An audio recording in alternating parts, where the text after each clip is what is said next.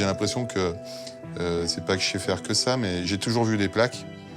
Alors c'est vrai qu'il y a toutes les nuances, il y a de l'acier, de l'inox, de l'aluminium, du corten, et après il y a toutes sortes d'alliages. Mais comme ça fait pas mal d'années que je suis là-dedans, je fais plus la différence entre... pourquoi? Parce que je sais faire en fait. Je sais faire et ça me passionne. Après, quand on connaît un peu tous les rouages techniques d'une matière, ça permet de mieux la transformer finalement.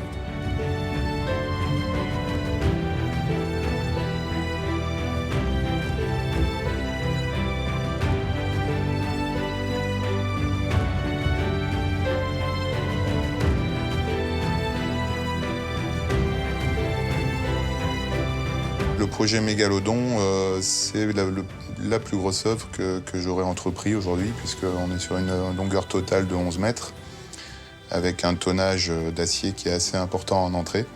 Bon, après, on fait beaucoup d'ouvertures dedans, donc finalement, on se retrouve avec un protocole de départ qui dépasse les 40 tonnes d'acier, mais à la fin, il n'en reste plus que 5. C'est toujours un défi technique de faire une belle œuvre d'art. Pour faire une belle œuvre d'art, il faut quand même essayer de voir ce qui est agréable à l'œil. Et j'ai envie de dire, le meilleur message que je peux essayer de faire passer, c'est qu'il faut que les œuvres elles soient agréables à regarder et que si elles ont, en plus, elles donnent un sens à l'environnement dans lequel elles sont implantées, ben moi, j'ai tout gagné, quoi. Je suis très content. C'est ça l'objectif, en fait.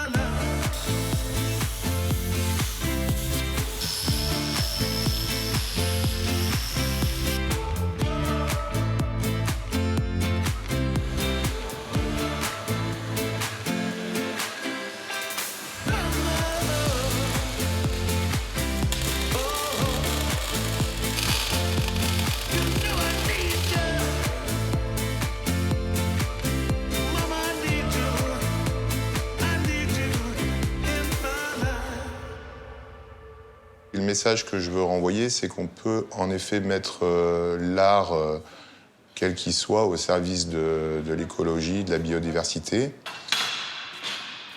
Puisque, en fait, on reverse aussi une partie des fonds, il faut le savoir, de cette œuvre à Écocéan, pour permettre aussi de créer en fait, un engagement éco-responsable auprès de tous, quoi.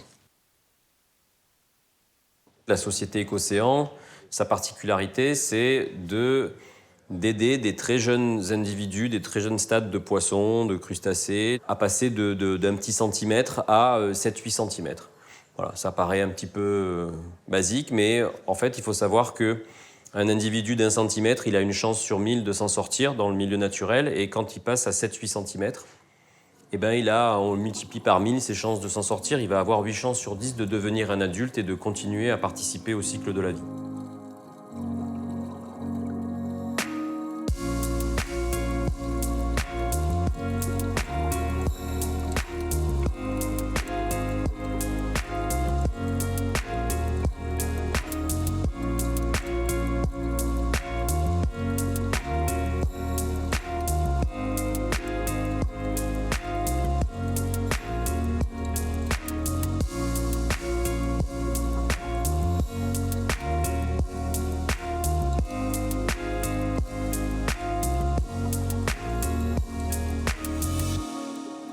Gilles, donc, il cherche à repeupler les fonds marins, hein, c'est son premier objectif. Donc pour ça, il prélève des poissons bébés, on va dire, pour simplifier, qu'il élève pendant une période de 5 à 6 mois pour les relâcher dans leur environnement naturel, mais avec la notion de se protéger au travers du refuge.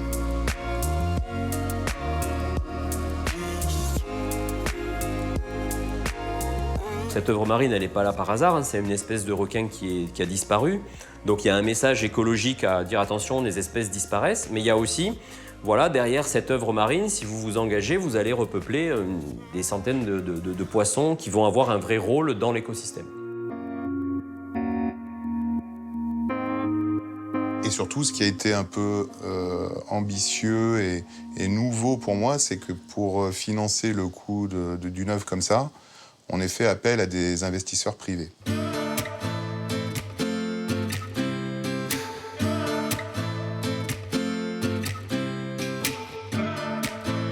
On pourrait se poser la question de la raison pour laquelle un cabinet de conseil en entreprise est intervenu dans un projet tel que le Mégalodon. La raison en est simple en fait, c'était de montrer qu'on pouvait fédérer des gens de la société civile qui pourraient être acteurs d'un projet dans une dimension écologique en supportant l'action qui est menée par Écocéan, en montrant que c'est faisable, en n'attendant pas qu'il y ait des orientations obligatoires qui nous amènent à aller sur ce genre de projet. Il est bien évident que nous travaillons déjà sur d'autres projets qui permettront de poursuivre le développement et l'aide que l'on pourra apporter auprès de la société Écocéan, avec peut-être de nouveaux partenaires, de nouveaux investisseurs qui seront là pour demain faire durer et perdurer le projet qui a été initié au départ.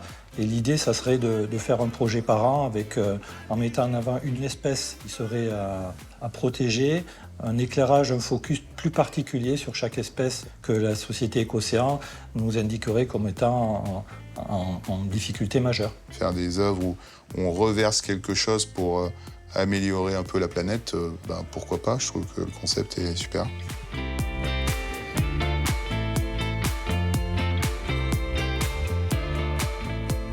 Les idées de Jean-Pierre sont des idées qui sont innovantes, qui sont parfois déroutantes, parce qu'il va trouver une idée qui va concerner la finance, comment... Et en fait, c'est très perturbant pour des gens comme moi qui ne sont pas du tout dans la finance.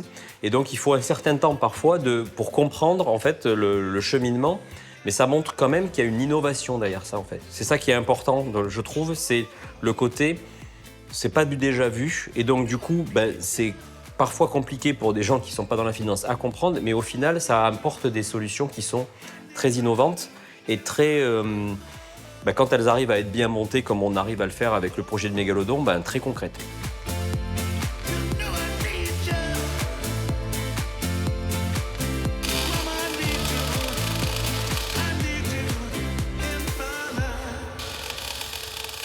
Comme je fais des animaux très différents, souvent, je me retrouve confronté en fait à des réactions qui sont totalement différentes.